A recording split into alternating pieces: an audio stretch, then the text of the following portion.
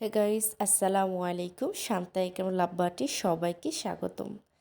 আজকে আমি আপনাদের সাথে শেয়ার করব আমার একটা রেসিপি, যেটা খুব বেটার আমি বানাই না, বাট ট্রাই করি বানানোর জন্য। সেটা হচ্ছে সানা মিষ্টি। আর ইকরামও এটা খুব পছন্দ করে। ইকরাম খেয়েও বলেছিল যে মোটামুটি ভালো হয়েছে, তাই ভাবলাম যে আপনাদের সাথে শেয়ার করা যাক। প্রথমে আমি দুধ নিয়ে নেব। আমি পাউডার দুধ এখানে ইউজ করেছি, কারণ আমার কাছে গরুর দুধ ছিল না, যে কারণে আমি পাউডার দুধ দিয়ে এটা বানাবো। আর আপনারা চাইলে গরুর দুধ দিয়ে বানাতে পারেন। পাউডার দুধটা আমি ভালো করে পানির সাথে মিশিয়ে চুলায় জাল করে নিব। আর এটা খুব স্মুথভাবে লাড়তে হবে, যাতে একটি ক্রিমি ভাব চলে আসে। এটা যখন একটি ক্রিমি ভাব চলে আসবে, তখন আমি ভিনেগার অ্যাড করে দেব এখানে।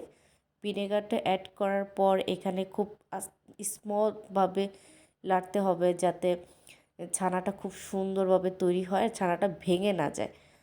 যখন ছানাটা তৈরি হয়ে যাবে, এটাকে আমরা নামিয়ে নেব। নামিয়ে একটা চাকনির সাহায্যে পানিটা আর ছানাটা আলাদা করে ফেলব। পানিটা যখন ছানা থেকে আলাদা হয়ে যাবে, দেন এটা খুব সুন্দর স্মুথ হয়ে যাবে ছানাটা।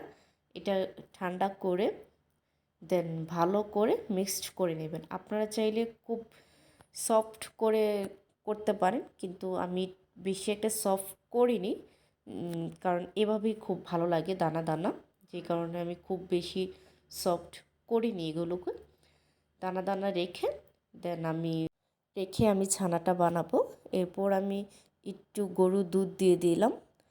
গরুর দুধটাকে একটু গরম করে নিব খুব সুন্দর করে। দেন যখন বলক চলে আসবে, এর সাথে আমি পাউডার দুধ অ্যাড করব। পাউডার দুধটা অ্যাড করলে কি হবে, এটা একটি ক্রিম রূপ নেবে। আর এর সাথে আমি অ্যাড করেছি 2টা এলাচ, যেটা স্মেলটা খুব সুন্দর আসবে। এরপর আমি স্বাদ মতো লবণ আর চিনিটা অ্যাড করে নেব। অ্যাড করে নেওয়ার পর যখন এটা ক্রিমি ভাব চলে আসবে, তখন আমি ছানাগুলো দিয়ে দেব। দেন ছানাগুলো বারো করে লাড়তে হবে। আর এখান থেকে কিছুটা পানি বের হবে, কারণ যেহেতু আমরা চিনি দিয়েছি, চিনি থেকে পানি ছাড়বে।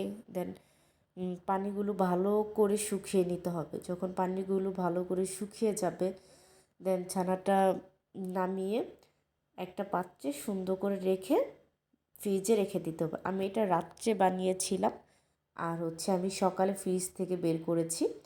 বের করে আমি কোকোনাট পাউডার অ্যাড করেছি এখানে উপরে, আর কিছু বাদাম অ্যাড করেছি। দেন আমি বাদাম দেওয়ার পর এটাকে ভালো করে কেটে নেব, পিস পিস করে নেব। আপনারা চাইলে যে কোনো শেপ দিতে পারেন। এই তো রেডি হয়ে গেছে আমার ছানা মিষ্টি। সবাই ভালো থাকবেন, সুস্থ থাকবেন, আর ভালো লাগলে